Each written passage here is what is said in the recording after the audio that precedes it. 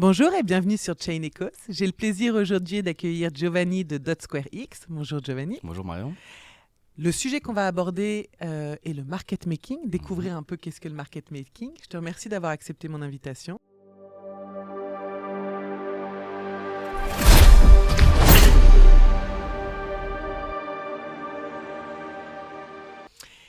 Avant de rentrer dans le vif du sujet et qu'on explique, qu'on discute et qu'on voit cette solution apparemment miracle de l'investissement sécurisé sur la blockchain et la crypto-monnaie, j'aurais souhaité savoir si tu pouvais te présenter, nous expliquer un peu d'où tu viens et comment tu es arrivé dans cet univers du market making. Mais bien sûr. Alors moi c'est Giovanni, 24 ans, je viens de la région parisienne et du coup j'ai commencé à m'intéresser à l'algorithmic trading parce qu'il faut savoir que le market making c'est un sous-ensemble de l'algorithmic trading et donc ça fait partie d'une des stratégies qu'on peut utiliser via des algorithmes et donc j'ai monté une équipe maintenant de 6 personnes qui compose DotSquareX, dont je suis le CEO et cofondateur. Je vous rappelle, il a 24 ans. Bon, bah, finalement, peut-être que je vais rentrer. Et du coup, voilà, on propose des services de market making. On y viendra après dans le détail dans ce que c'est pour les différents acteurs sur la crypto, que ce soit investisseurs ou aussi côté projet, donc sur du B2B. On va venir accompagner les projets qui ont des besoins de liquidité.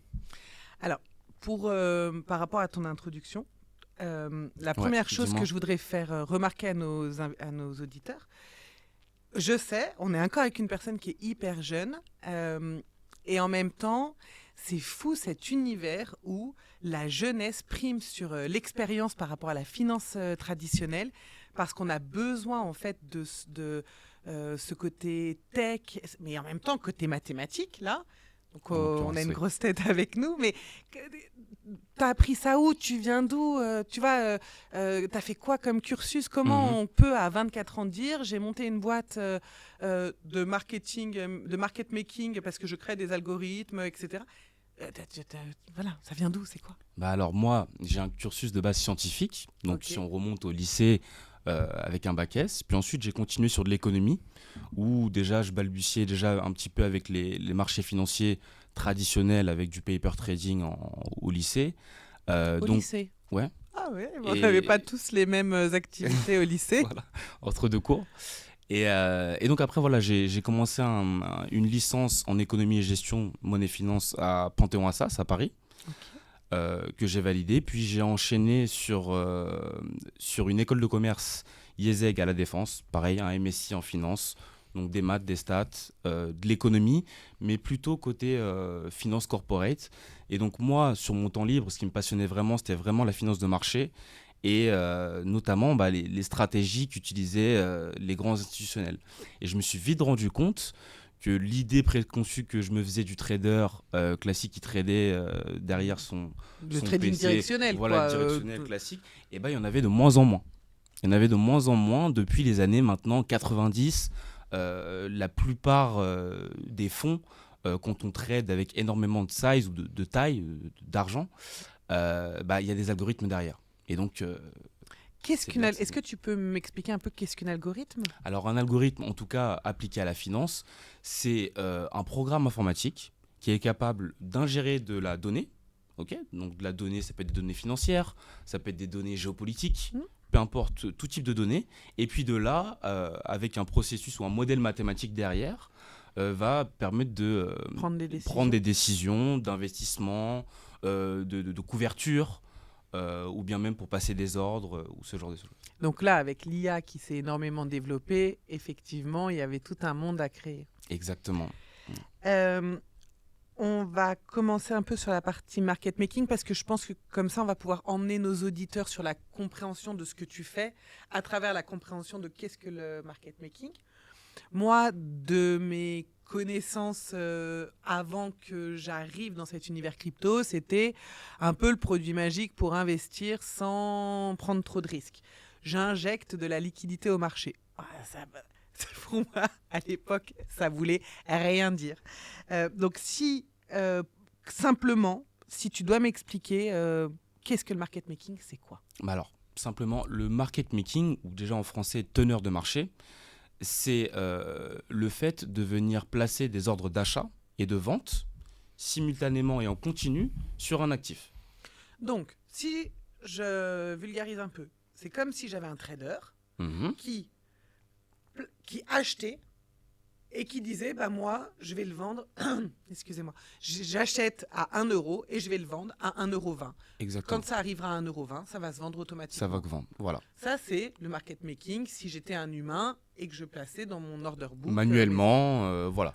On peut voir ça un petit peu comme, voilà, chaque fois que je place un ordre en haut, donc un ordre de vente, je vais venir placer un ordre d'achat aussi également en bas. Et le market maker, lui, il cherche... en bas, donc c'est-à-dire que si j'achète 1 euro, je vais dire que je vais le vendre à 0,80 centimes. Voilà, admettons que le prix de l'actif soit aujourd'hui à 1 euro. Je vais venir, moi, en tant que market maker, placer un ordre de vente à 1,10 € et un ordre d'achat à 95 centimes. Ouais. Et donc, le market maker va jouer sur la probabilité que des traders, des investisseurs autres que lui, bien évidemment, viennent acheter ou vendre cet actif au même moment. Donc, c'est monsieur et madame tout le monde. Monsieur et madame tout le monde, exactement. Ok. Et pourquoi c'est si important dans le marché ? Et le market maker, c'est un agent principal du marché parce qu'il garantit la liquidité d'un actif. Donc la liquidité d'un actif, qu'est-ce que ça veut dire ? C'est le fait qu'un trader ou un investisseur ou peu importe quel acteur puisse acheter ou vendre un actif financier à n'importe quel moment. Donc, et au meilleur prix possible. J'ai du market making dans toutes sortes de finances. Dans toute la finance. Et dans toutes sortes de trading. Je pourrais avoir du market making dans l'agriculture, dans l'achat de matières premières. Et bien sûr, et il y en a. Et il y en a. Et c'est hyper intéressant de l'expliquer parce que ça montre aux gens que finalement, la blockchain et la crypto, c'est quand même pas mal calé sur le modèle de la finance centralisée, sur l'achat-revente et sur le trading. C'est ça, parce que la crypto, là où les gens on a tendance à dire que voilà, c'est révolutionnaire. La crypto, là où elle est révolutionnaire, c'est vraiment plus dans comment on gère les données. Ok, mais tous les principes financiers, les order books, etc., c'est déjà existant, c'est des choses qui existent, qu'on est juste en train de répliquer sur un marché émergent. C'est tout. Mais je trouve ça hyper important de le préciser parce que finalement, on a l'impression qu'on est complètement décousu d'un monde qui fait partie déjà de nos habitudes dans la façon est gérée l'achat-revente. Le risque, tout ce genre de choses qui sont vraiment très proches de ce qui se fait en traditionnel. Alors maintenant, là où ça diffère vraiment, ça va être comment, là, au lieu de placer par exemple un ordre sur le Nasdaq ou sur des brokers comme ça, et là on peut aller par exemple sur Binance ou bien sur... c'est ma question d'après. J'allais te dire, qui sont les market makers ? Alors, les market makers, ce sont des entreprises ou des hedge funds aussi. Ouais. Okay. Donc toute entreprise qui ont de la force de frappe niveau algorithmique et qui vont pouvoir, avec leurs ressources, venir placer des ordres, comme on disait, d'achat et de vente simultanés avec leur stratégie qui leur est propre, sur des places d'échange. Donc, si je prends un exemple, avec le fonds, je suis market maker, puisque je développe des algorithmes, on viendra après plus dans le détail, mais j'ai des algorithmes et je prends une partie de mes actifs qui sont placés chez nous dans le fonds et qui va amener de la liquidité au marché. Exactement. Quelle est la différence avec le trading directionnel alors ? Alors le trading directionnel, c'est que là, on appelle ça en finance traditionnelle, on appelle ça shpiler. Shpiler, c'est-à-dire c'est prendre un pari. Oui. Donc prendre un pari à la hausse ou à la baisse. Un market maker, alors c'est pas blanc ou noir, un market maker, la majorité du temps, il veut quand même avoir une gestion de son inventaire, donc de ses actifs, qui est neutre. C'est-à-dire que peu importe la direction du marché, il ne veut pas s'exposer ou se sous-exposer. Okay, il cherche à faire de l'argent. C'est plus sécurisé. Voilà, il y a beaucoup moins, en tout cas, il y a beaucoup moins on expose beaucoup moins son inventaire. Par contre, les rendements, moins de risques, moins de rendements. Bien sûr. Ça, c'est... Mais qui reste des rendements hyper intéressants. On est sur quoi en moyenne par mois ? Je rappelle une chose, c'est que pour pouvoir faire du market making, on a besoin de beaucoup de liquidités. On ne peut pas le faire comme un placement avec 10 000 euros. On doit rassembler en fait les forces de nos investisseurs. Exactement. Pour injecter cette liquidité sur le marché. Mais un rendement moyen en market making en rendement moyen en market making, on peut tourner entre les 7 à 15-16% facilement annualisés. Ouais. Voilà, sans intérêt composé. Donc après, voilà, avec des stratégies, on peut même aller chercher plus haut. Il y a des market makers qui ont des stratégies qui sont plus risquées, qui vont aussi shpiler un petit peu, donc faire mixer un petit peu ce côté directionnel avec une approche un peu plus neutre. Et l'humain arrive quand là-dedans ? Et ben l'humain, il arrive, en fait, il faut voir un peu le market maker comme le contrepartie. C'est-à-dire qu'à chaque fois qu'il y a un humain qui achète ou qui vend, et ben en fait, il achète ou il vend à une personne. Et ben cette personne-là, c'est le market maker. Mais en quoi le rôle du market maker dans l'univers crypto diffère des marchés traditionnels? Et ben je dirais qu'il ne diffère pas vraiment dans son fond. Par contre, dans le fonctionnement, du fait de l'immaturité, si je peux dire, ou de l'inefficience du marché crypto, donc c'est un marché qui est très très jeune, les market makers crypto vont trader avec moins de taille, parce qu'il y a moins d'investisseurs qui cherchent à investir dans cette catégorie d'actifs-là, et aussi vont trader sur des plateformes qui sont différentes par rapport à ce qui se fait en finance traditionnelle. Donc là où il y a des brokers ou des places de marché comme le CME ou ce genre de choses dans la finance traditionnelle, là on peut aller sur des boîtes qui sont beaucoup plus petites comme Binance, Coinbase, ce genre de plateforme d'échange, ou même encore plus petits et un peu plus spécialisés, des plateformes décentralisées ce que j'allais dire, même comme des Uniswap, ouais. Aérodrome et Alors, j'en passe. Ce qu'on fera pas quand on est un fonds, nous on n'ira pas sur une plateforme décentralisée où je n'ai pas de KYC, etc. Légalement, aussi bien par la CSSF que par C'est nos beaucoup auditeurs, plus dur. On peut pas. Voilà, on va sur des plateformes qui sont centralisées. Mais qui est-ce qu'on va retrouver sur une plateforme décentralisée qui va faire du market making, par exemple? Quel type de profil? Et bah, les boîtes de market making font... alors, c'est beaucoup moins répandu. La majorité du market making se fait quand même sur l'échange centralisé. Pourquoi? Parce qu'il y a beaucoup plus de volume de transactions. Et un market maker, il est payé... Au volume. Au volume, voilà. Il essaie d'attraper ce volume-là pour générer son profit. Maintenant, sur la finance décentralisée et sur cette nouvelle catégorie de plateformes d'échange, il y a des market makers, d'ailleurs des top market makers, qui sont en train de plus en plus s'implanter et de permettre aux particuliers qui, eux, ne veulent pas forcément passer aussi par des plateformes d'échange centralisées, d'avoir de la liquidité sur ces nouveaux marchés. Ok. Mais comment... Enfin, donc je suis particulier, je veux investir dans le market making. Soit je vais passer par un fonds, soit je vais passer par une société de market maker. C'est juste? Alors, le market making, il faut voir ça vraiment comme une stratégie d'investissement. Comme tu l'as bien... Mais alors, pourquoi tu me dis les boîtes de market making? Parce que c'est elles qui proposent le service.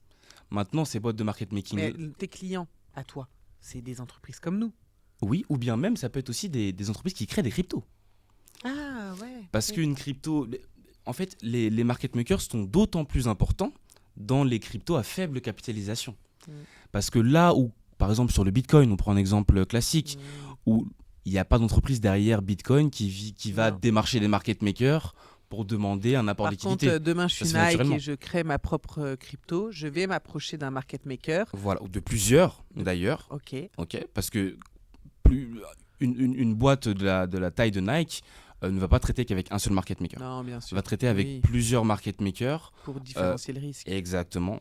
Et c'est eux qui vont lui fournir ce service et maintenir à bien la liquidité. Mais le but pour un actif, c'est qu'à terme, le marché, les market makers viennent d'eux-mêmes venir lancer leur stratégie sur cet actif-là, comme le Bitcoin, par exemple. Et est-ce que tu peux vendre la même algorithme à différentes sociétés? Oui, tu peux vendre le même algorithme à différentes sociétés. Après, une société peut avoir envie d'utiliser cet algorithme-là sur cet actif-là, faire du market making sur une crypto en particulier. Parce que ton algorithme, elle va prendre en compte ta gestion de risque, donc tous les critères en fait que nous, en tant que fonds, on te donne tous nos critères stratégiques d'investissement, aussi bien en termes de volonté de rendement que de gestion de risque, que... de diversification d'actifs aussi sur lesquels vous voulez être... c'est vrai, la diversification, j'avais oublié ça. Toute la partie diversification, combien de cryptos je vais aller trader, etc. Et tu vas me créer un algorithme pour moi. C'est ça. Que je vais utiliser. Sur mesure, bien sûr. Et après, est-ce que cet algorithme, tu vas te dire, moi je vais aller la vendre, maintenant que je l'ai créé pour Chainblock par exemple, je vais aller la vendre à Dupont? Ou est-ce que chaque fonds ou chaque client a cet algorithme lui appartient? Alors, non, plus comme nous, ça rentrerait dans le cadre où on vend le code source, donc on vend l'algorithme. Ouais.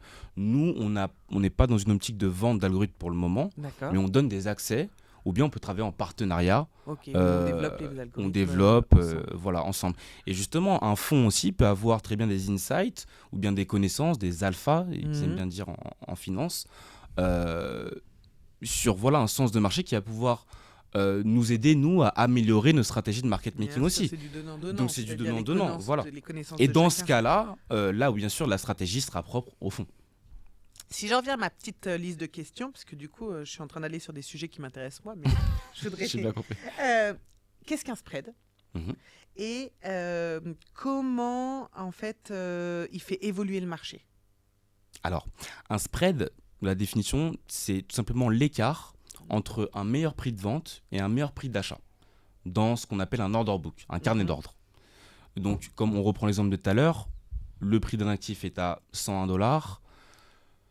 Le meilleur ordre de vente est à $102 et le meilleur ordre d'achat est à $100. Okay. Donc entre 100 et 102, il y a $2 de différence, c'est le spread. Ok. Voilà. Et comment ça impacte, ça fait évoluer le marché ? Eh bien, un plus gros spread, ça signifie quoi pour l'investisseur lambda ou pour monsieur tout le monde ? Ça signifie un coût de trading plus élevé. Parce que ce qu'il faut savoir, un spread... En fait, le trader, quand il veut acheter à un prix. Et le prix que vous pouvez voir sur les carnets d'ordre d'un actif, par exemple Ethereum, ce n'est pas le prix auquel vous allez l'acheter. Okay ? Donc le prix qu'on peut voir sur CoinMarketCap, par exemple, ce n'est pas le prix exact de l'Ethereum à la décimale près. Okay ? Et c'est ce spread-là, donc si moi je veux acheter, je vais devoir aller chercher quelqu'un ou un contrepartie qui veut me vendre. Au prix où j'ai décidé de l'acheter. Exactement. Ou au prix lui ou auquel il veut le vendre. Donc c'est cette bataille-là. Et donc plus le spread est resserré, c'est-à-dire que plus les ordres d'achat et de vente sont rapprochés, et donc plus, peu importe le sens où je vais aller, moins je vais avoir de décalage entre le prix auquel moi j'étais prêt à l'acheter et le prix auquel on me le vend réellement. Dans ton équipe, du coup, pour comprendre tout ça et créer ces algorithmes, tu as quel genre de profil ? Alors nous, c'est vraiment une équipe avec un profil commando, comme on pourrait appeler. C'est donc uniquement composé d'IT, donc de personnes dans l'IT, et des quants, donc mathématiques et programmation. Ok. Donc oui, on est vraiment...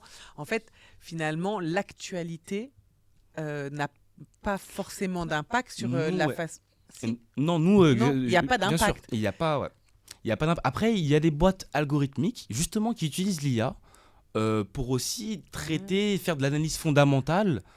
Donc, regarder les dernières news géopolitiques aux quatre coins du monde et anticiper anticiper les mouvements de marché. Parce que justement, c'est un peu ma question d'après, c'est quelle est la part d'automatisation dans le market making ? Là, on est vraiment sur du plus de 95-98%. Il y a encore des humains qui sont là derrière pour regarder, peut-être ajuster certains paramètres de l'algorithme. Mais sinon, aucun ordre n'est exécuté directement par un être humain. Donc, en fait, une fois que tu as testé, parce que je pense que tu testes pendant un bon moment avant de la laisser toute seule tourner, bien sûr. Tourner, oui, merci. Sinon, c'est ton algorithme qui achète, qui revend, qui prend les positions. Et toi, en tant qu'humain, tu as une revue journalière par semaine ? Comment ça se passe ? C'est quand même journalier. Ouais. Après, il y a des systèmes d'alerte qui peuvent être mis en place. Mais voilà, c'est vraiment du monitoring, de la gestion, voir si tout se passe bien, de la gestion d'erreurs, regarder les PNL, comment se comportent les inventaires. Et il y a une grosse partie, comme tu le disais, de tests avant la mise en production. Mais c'est pas fini. Parce qu'une fois que l'algorithme est en production, on s'arrête pas là. D'accord. Justement, on fait ce qu'on vient de faire, ce qu'on appelle du fine-tuning. C'est-à-dire que plus l'algorithme tourne, plus on agrège de la nouvelle donnée sur les résultats. Est-ce qu'il s'est bien comporté dans tel moment de marché ? Il y a eu plus de volatilité. Comment ça a impacté les rendements, le risque. Et donc là, on vient jouer avec les paramètres et fine-tuner, fine-grainer l'algorithme. Je trouve ça assez cool, le fine-tuner. Ça me fait penser à une voiture un peu. C'est la même image. Il y a une expression qu'on utilise dans le trading, tu sais, qui est la prise de décision à la main. Est-ce que c'est encore possible, le market maker à la main ? Comment... Alors, je vois ce que tu veux dire. Alors, non. Pourquoi ? Parce qu'en fait, aujourd'hui, les algorithmes de market making, ils se doivent de prendre des décisions dans l'ordre des millièmes de seconde pour la finance en crypto, Ouais. ok. Et sur la finance traditionnelle, c'est encore pire. Là, on est sur du microseconde. On est Oui, vraiment. donc en fait, l'humain ne peut pas... Il est vraiment largué. Compétitivement parlant, on peut pas venir trader Qu'est-ce contre des que... market makers. Tu vois, dans toute cette partie-là, les grands types de stratégies utilisées, parce que vous êtes différents sociétés de market making et qui créent des algorithmes sur le marché, comment vous avez, vous, déterminé les stratégies les plus pertinentes alors que vous êtes une équipe hyper jeune et que le trading directionnel, c'était pas votre élément de départ? Non. Bien sûr, nous, on a très vite été focus sur l'algorithmique trading. Donc, c'était une longue partie de recherche et développement. Oui. De regarder déjà, sur différentes catégories d'actifs, des cryptos qui sont plus ou moins capitalisés, est-ce qu'on peut utiliser le même algorithme ? Alors, on a la réponse, non. On est obligé. On peut pas utiliser... Non, parce que en fait, les algorithmes, en général, des critères qui sont assez communs, ça va être la volatilité, ok, le volume, et donc forcément sur des cryptos qui ont des capitalisations différentes, surtout avec le nombre de cryptos qu'il existe, Ouais. un algorithme ne peut pas avoir la solution pour toutes ces cryptos-là. Ouais. Donc tu vas créer un algorithme par crypto? Par classe, je dirais, plutôt de cryptos. Voilà. Okay. On peut par exemple penser aux blue chips, tous les top altcoins, Solana, Arbitrum, ce genre de choses. Des algos pour cela. Des algos aussi pour le Bitcoin, où le Bitcoin qui est l'actif aujourd'hui le plus compétitif, parce que tous les market makers font tourner leur algorithme sur des paires Bitcoin.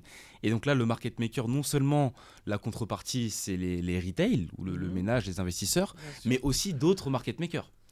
Donc on est aussi en concurrence dans l'order book contre d'autres market makers.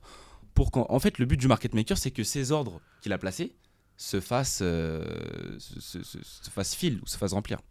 Est-ce que, peut-être, je pense qu'il y a une notion qu'on n'a pas abordée depuis tout à l'heure, c'est apporter de la liquidité au marché. Ça veut dire quoi, apporter de la liquidité au marché? Parce que c'est ce que fait le market maker. Bien sûr. Apporter de la liquidité, même d'un point de vue général, c'est-à-dire que demain, j'ai un actif, je souhaite le vendre. Il faut que je trouve un acheteur. Et ça, c'est ce qu'on appelle la liquidité. Donc, c'est comme ça qu'on qualifie la liquidité d'un actif. C'est à quel point l'échange, à tout moment, il est facile ou accessible. Et donc, c'est en ça... Parce que si j'ai pas assez de vendeurs, et que... Et voilà. Ou peut-être que je vais devoir attendre 2 mois avant de vendre mon actif. Ouais. Nous, c'est pas ce qu'on veut Non. sur ces actifs-là financiers. Donc, il faut un produit liquide qui soit facilement achetable, revendable. Exactement. Ouais. Qu'est-ce que le delta neutre... delta neutral dans le market making? Alors, le delta neutre, ou le risque neutre, les stratégies à risque neutre, pour être plus précis, c'est une pensée où, en fait, on va venir bénéficier des inefficiences de marché, je vais y revenir après, pour générer du profit via des stratégies algorithmiques, sans prendre de risques directionnels. C'est-à-dire que... il faut que tu reprennes là. Je vais m'expliquer. C'est-à-dire que là où un trader directionnel va essayer de pricer un actif, c'est-à-dire, moi je pense que dans un mois il va monter, celui qui va trader avec une stratégie à risque neutre, ça lui importe peu. Lui, il va plutôt se concentrer sur les inefficiences de marché. C'est comme ça qu'il va générer son profit. C'est quoi une inefficience ? Ça peut être par exemple de l'arbitrage.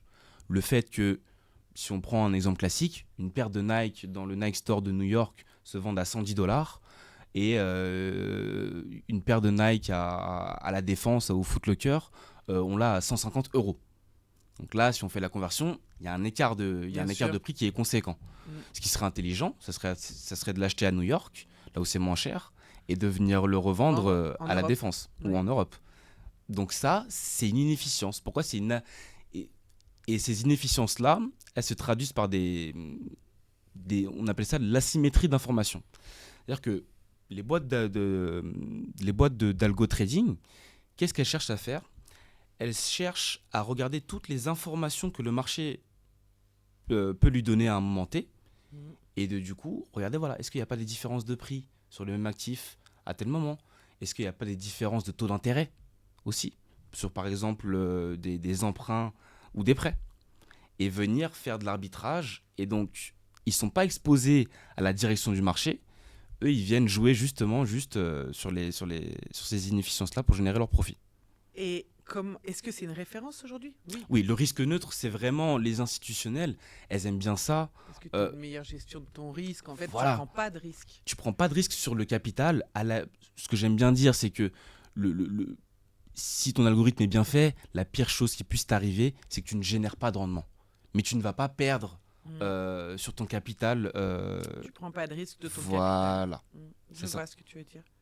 Il y a deux notions qu'on m'a parlé brièvement, mais qui ne sont pas claires. Je pense qu'il serait intéressant d'en reparler. C'est qu'est-ce que des oracles et la partie AMM. Ouais, alors, on en a parlé avant l'interview. Et je ne pense pas être la seule à ne pas avoir ces notions. Une fois que tu les as expliquées, comme ça, je pourrais te poser ma question. Bien sûr. Alors, on va commencer par l'oracle. Donc, un oracle, c'est tout simplement un logiciel qui va prendre le prix d'un même actif, mais un actif qui est vendu sur différentes places d'échange. Comme il est vendu sur différentes places d'échange, il n'a pas le même prix à la décimale près. Donc un oracle, ça va servir à donner un prix unique à un actif. Donc il va agréger tous les endroits où, par exemple, la crypto X est vendue. Il va faire une somme, une moyenne pondérée, peu importe, de ce prix-là. Et il va dire, voilà, le prix de tel actif, en moyenne, c'est ça. Et donc sur les AMM, donc AMM, qu'est-ce que ça veut dire? En anglais, Automated Market Maker, justement, c'est là où c'est très important. C'est que c'est un market maker automatisé. Pourquoi? Alors, c'est en finance traditionnelle, ou en tout cas le modèle le plus répandu pour permettre aux investisseurs ou aux acteurs d'échanger des actifs, c'est les carnets d'ordre. Ce qui a été créé dans la finance décentralisée, ce sont les AMM. C'est-à-dire que là, aujourd'hui, on n'a plus besoin, en tout cas, on n'a pas besoin directement de market makers comme nous pour pouvoir aller acheter ou vendre des cryptos en passant par ces AMM. Okay. Ce sont des pools de liquidité où on va aller chercher des personnes qui sont prêtes à déposer de la liquidité. Ça peut être $1 000, $10 000. Qui vont le laisser là. Et cet argent-là, il va être utilisé en tant que contrepartie. Voilà. Et du coup, que penses-tu du rôle des oracles dans l'équilibre de l'AMM? Eh ben, les oracles, c'est même... pour les AMM, je pense que les oracles, ça a plutôt un rôle pour les investisseurs en général, pour pouvoir suivre vraiment, avoir une donnée précise de prix. Et c'est aussi très important pour les boîtes algorithmiques comme nous, d'avoir un prix précis. Parce qu'à la limite... Oui, parce que quelques centimes, ça peut avoir un impact énorme suivant le portefeuille que tu gères. Suivant le portefeuille, voilà. Oui. Quelques centimes, si voilà, on investit même dizaines de milliers d'euros encore, ça pose pas forcément problème. Mais quand des institutionnels veulent rentrer avec des dizaines de millions, centaines de millions, voire plus, là, une différence de 0,003%, c'est énorme. C'est énorme. Ouais. Quels sont les risques justement qu'on va retrouver dans le market making, tu vois, dans le trading directionnel, la volatilité, on en a besoin, mais on a tout ce qui va être, je sais pas moi, le front running, c'est quoi les risques? Alors les risques, en fait, le risque principal d'un market maker, ce à quoi il doit faire attention, c'est ce qu'on appelle le risque d'inventaire. Ouais. Donc lui, comme j'ai dit tout à l'heure, il doit placer des ordres d'achat et de vente. Ça veut dire qu'il doit avoir du dollar, on va dire, et une crypto. Ça, c'est son inventaire. Et à la fin de la journée, il va avoir le même inventaire qu'au début de la journée.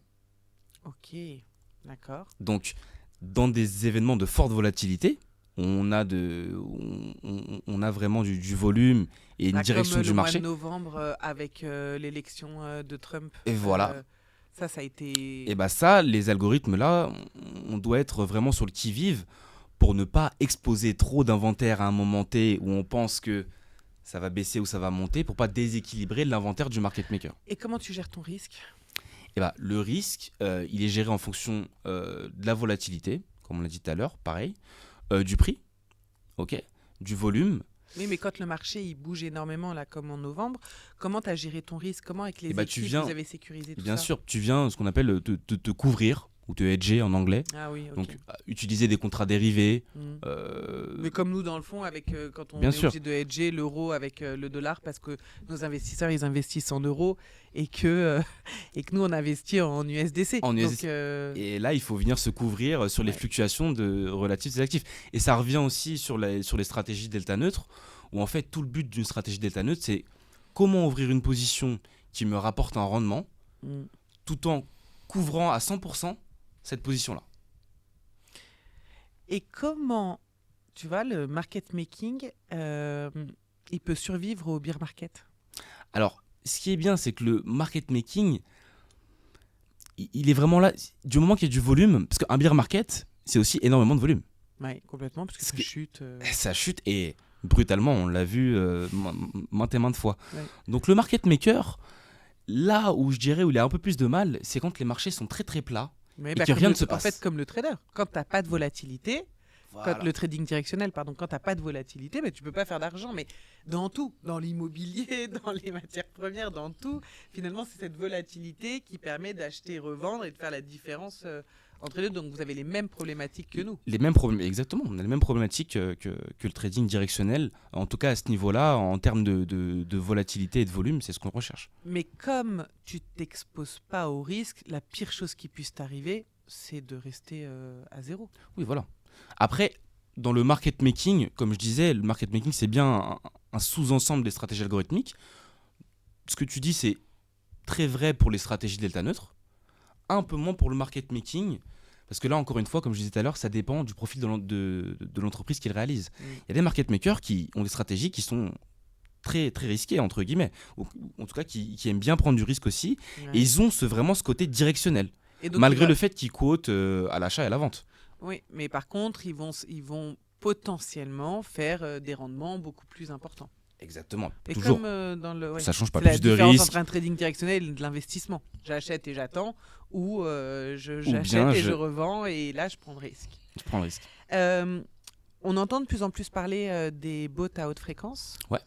Est-ce que c'est de la concurrence au market making? Non, c'est justement, ça fait partie du même ensemble que tout cet algorithmic trading. Parce que le market making se doit de pouvoir prendre des décisions à haute fréquence. Donc quand on dit les bots à haute fréquence, les HFT, tous les algorithmes de market making sont des bots haute fréquence, par définition. Ok. Et le market making existe depuis combien de temps dans le milieu de la crypto? Alors, dans le milieu de la crypto, à partir du moment où... En fait, dès le début. Depuis le début, il y a eu du market making. Bien sûr, parce que même des plateformes de gré à gré, oui. Ok, ça peut être... Là où il y avait des market makers, par contre, à la main. Ouais, complètement. Donc, voilà. Mais cette partie d'algorithmes automatisés, etc. Elle est vraiment arrivée avec l'émergence des échanges centralisés. Quand Binance, Kraken, Coinbase sont vraiment mis en place, eux, c'est ce qu'ils proposaient. Une infrastructure capable de supporter les mêmes... pour reproduire le schéma en fait, de la finance traditionnelle. Et si on parle d'évolution, tu vois, dans l'avenir, le market making sera-t-il totalement automatisé et dominé par les grandes algos ou... Alors, qu'est-ce que tu en penses? Moi, je pense que contrairement à la finance traditionnelle, il y a quand même beaucoup plus de place. Si demain, une équipe veut lancer un bot de market making, parce qu'il y a beaucoup plus aussi de place de marché, avec beaucoup moins de barrières à l'entrée. Aujourd'hui, si moi, demain, je veux trader énormément au CME, rien qu'en coût d'infrastructure, ça me coûtait beaucoup d'argent. Là, si je veux trader sur des plateformes centralisées, ou bien sur des DEX, sur des échanges décentralisés, des AMM, il n'y a presque pas de frais d'entrée, de barrières à l'entrée.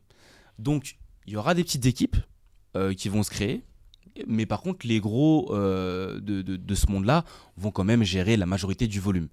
Et sur les années à venir, la différence avec la finance traditionnelle, c'est que là où en finance traditionnelle, le seul modèle et unique modèle, c'est l'order book, le carnet d'ordre, là, on a tout ce qui est AMM, CLMM, et j'en passe, toutes ces dérivés, ces différentes manières de lier acheteurs et vendeurs.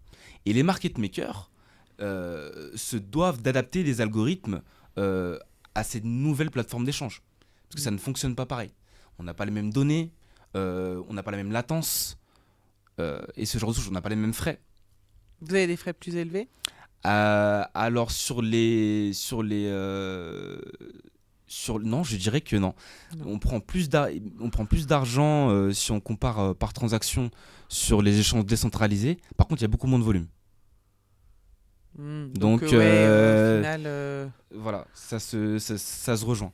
Mais en fait, pourquoi ? Parce que il y a beaucoup moins de frais ?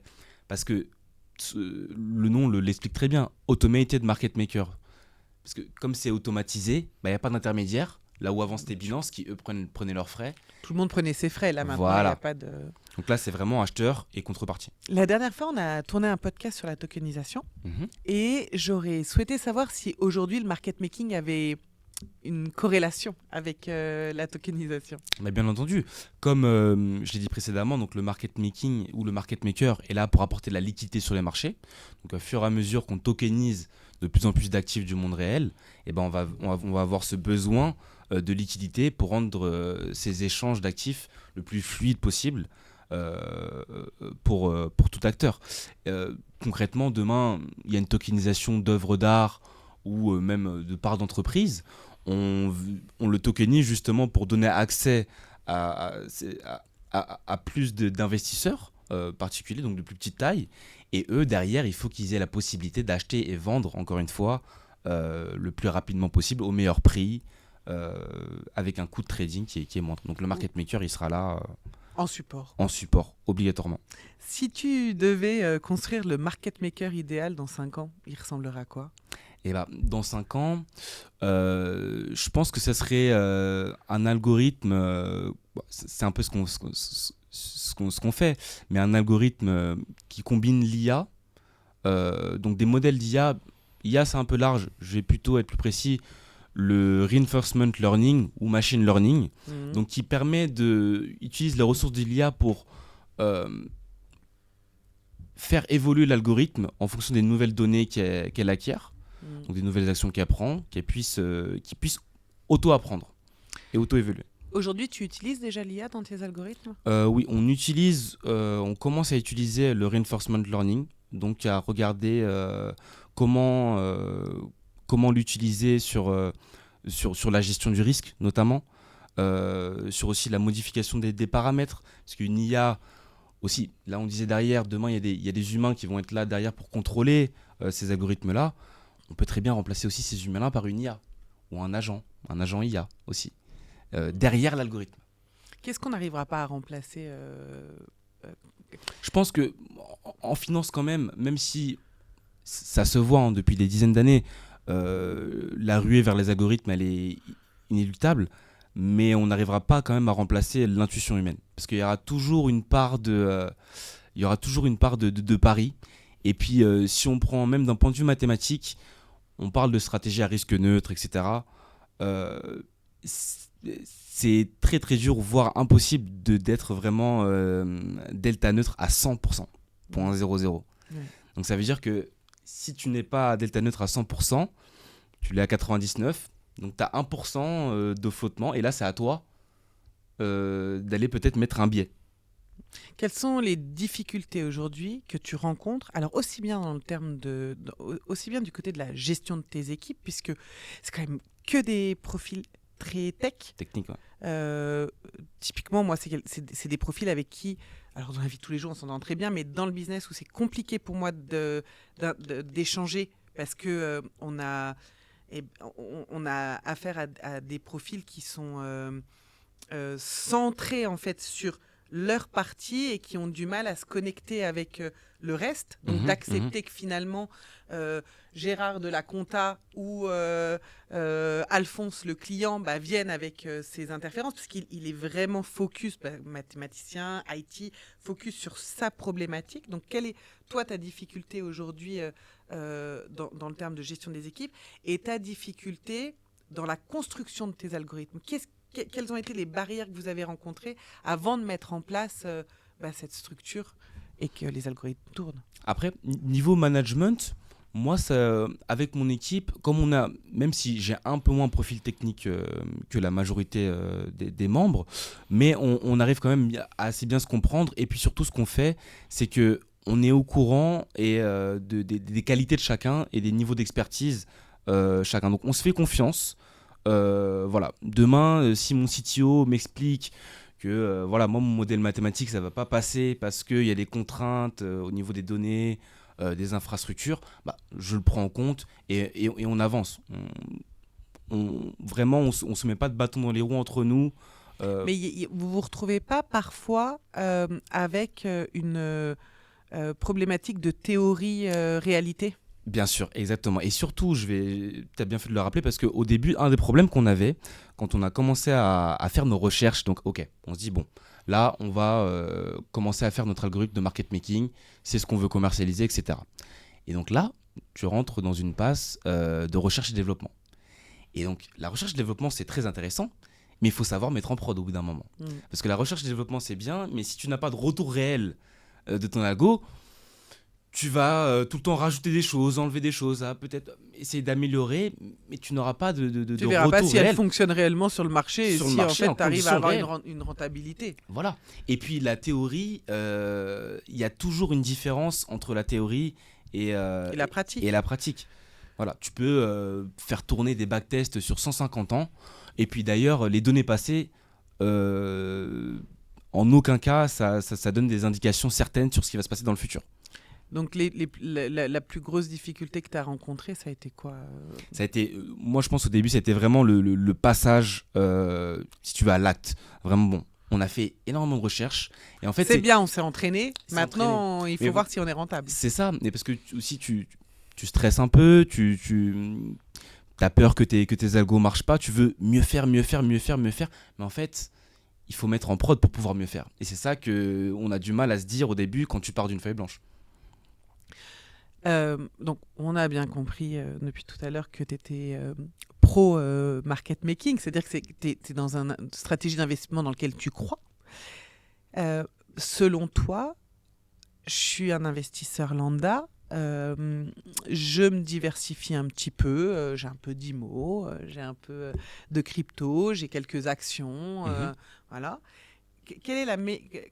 Comment je me diversifie avec le market making et est-ce que j'arrête complètement le trading directionnel ou l'investissement pur, c'est-à-dire j'achète du bitcoin et j'attends 5 ans avant de le revendre et je mets que dans le market making parce que je réduis mon risque? Quelle est la meilleure stratégie d'investissement pour toi? Alors déjà, moi je pense que ce qu'il faut commencer à regarder, c'est déjà le profil de l'investisseur. Est-ce qu'il est plus ou moins averse au risque?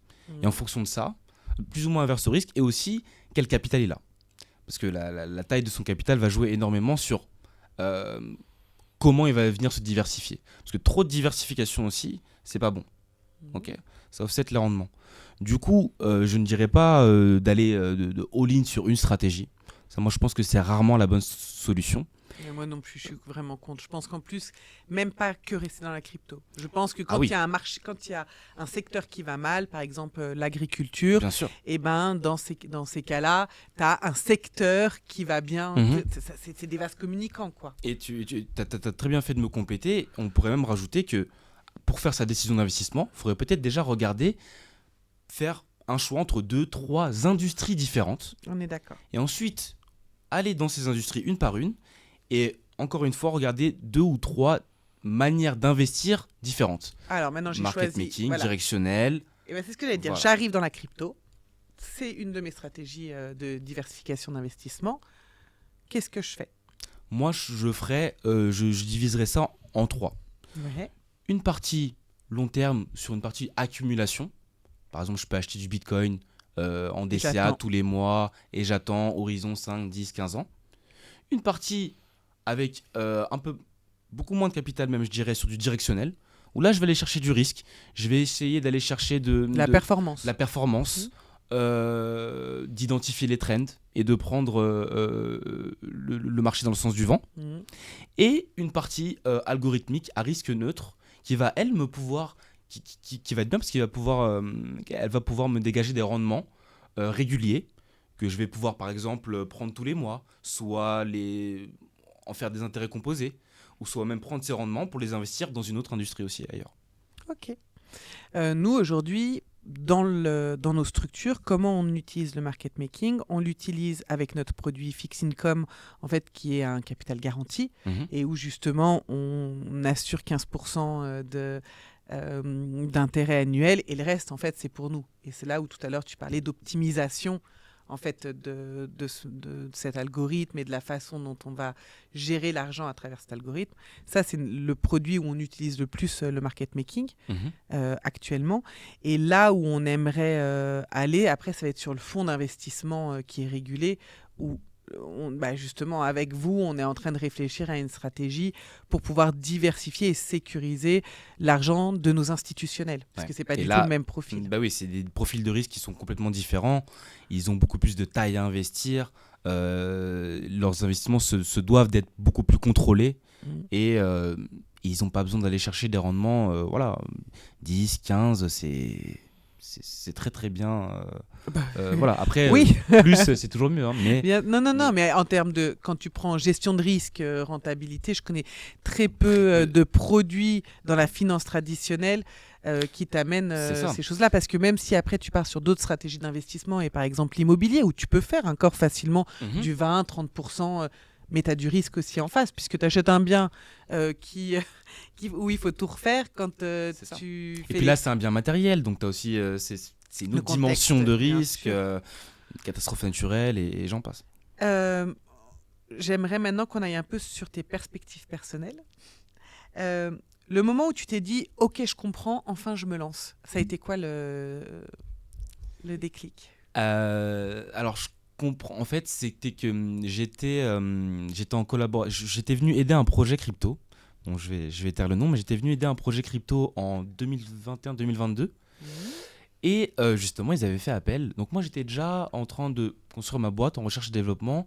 Et je faisais de l'algorithmique trading, arbitrage, etc. Mais je n'avais pas encore vraiment de vision sur le market making, à proprement parler. Et donc, cette entreprise-là que je suis venu aider, donc sur du business développement, ils ont fait appel justement à un market maker.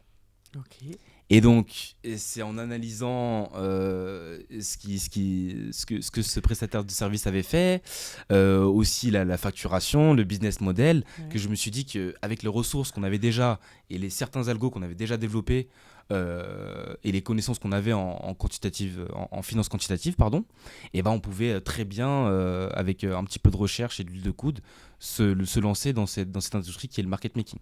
Génial. Si tu devais corriger une idée reçue. Alors, les market makers sont un peu vus souvent comme les grands méchants loups. Pourquoi ? Comme des manipulateurs de marché.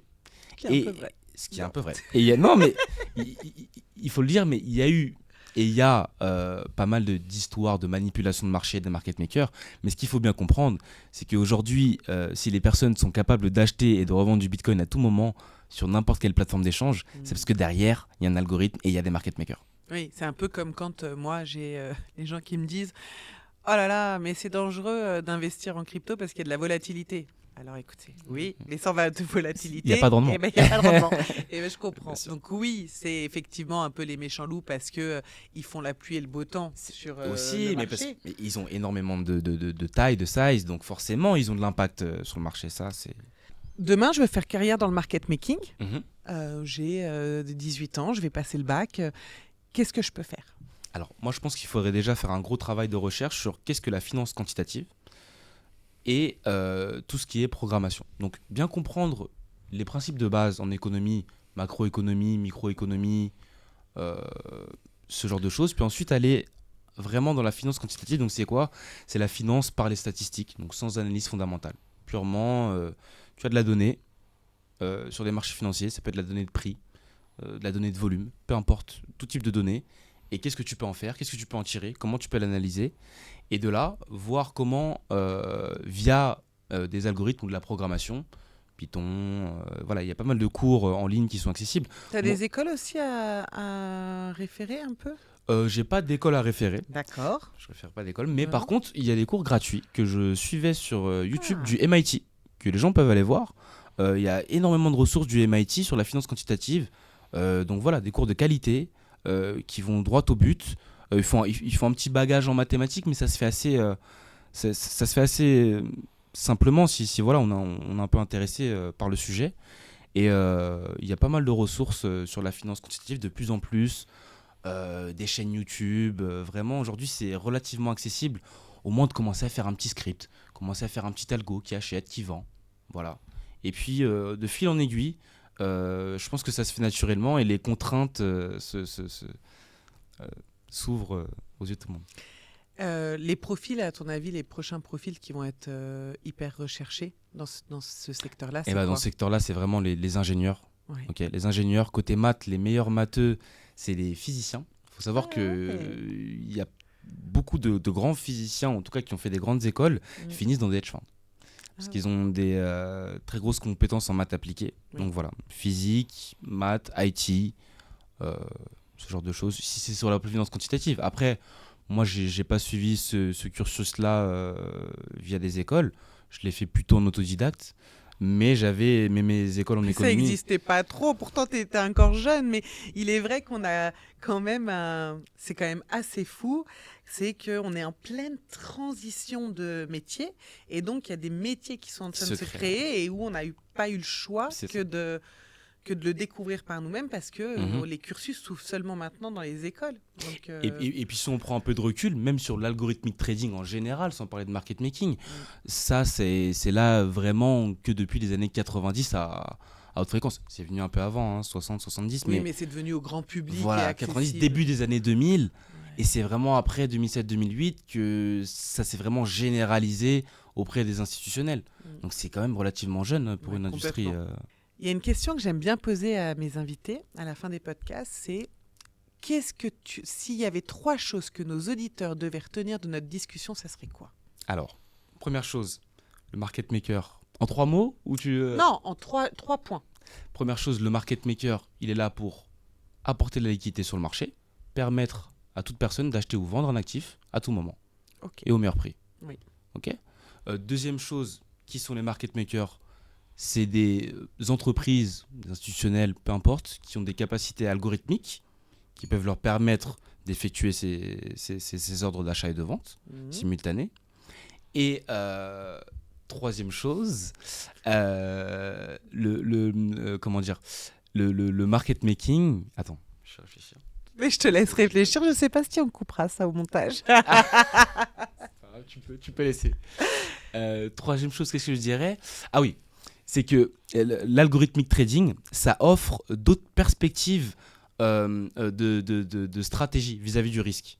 C'est-à-dire que l'algorithmic trading, ça permet un contrôle beaucoup plus assidu sur le risque et donc d'avoir des rendements plus stables sur le long terme.